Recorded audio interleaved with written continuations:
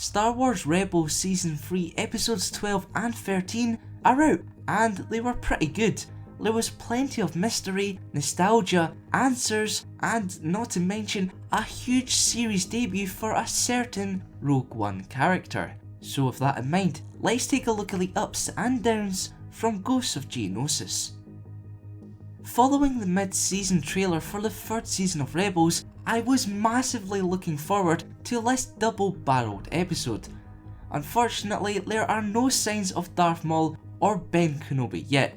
However, one character that did appear was Saw Gerrera. I love the fact that Rogue One included so many references to Star Wars Rebels, whether it be the mention of Hera Syndulla's name on Yavin 4, the Chopper cameo, or the Ghost's subtle appearance during the Battle of Scarif. I think it's brilliant how well the anthology movie and the animated show are connecting to one another.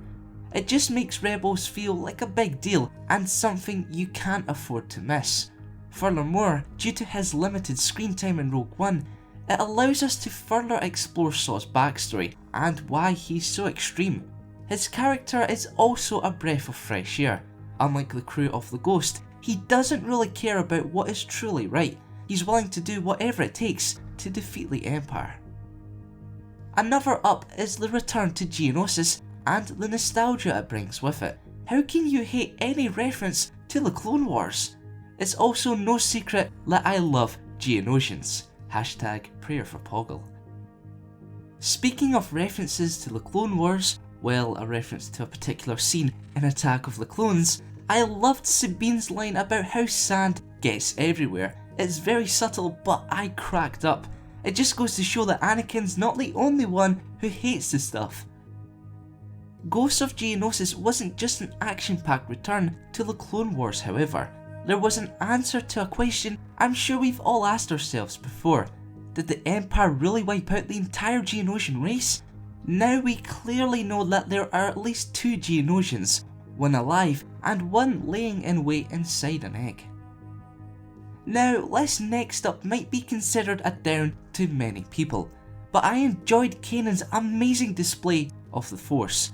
It's easy to forget the Jedi Master's power, especially due to his disability, but Force pushing Ezra across a chasm, lifting a massive walkway to act as a bridge over said chasm, and then jumping over the gap to reach the other side was just the reminder we all needed.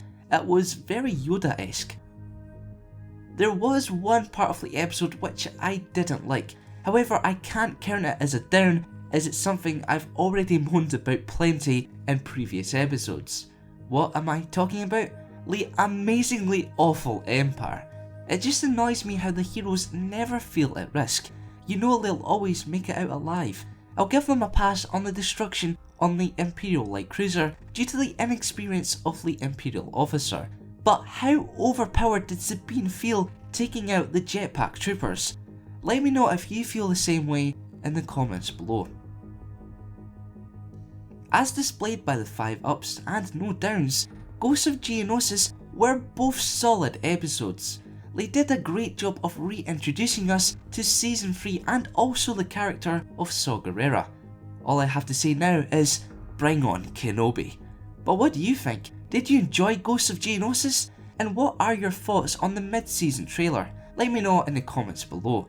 Thanks for watching, and for more Star Wars related content, keep it locked here to the Kankazans.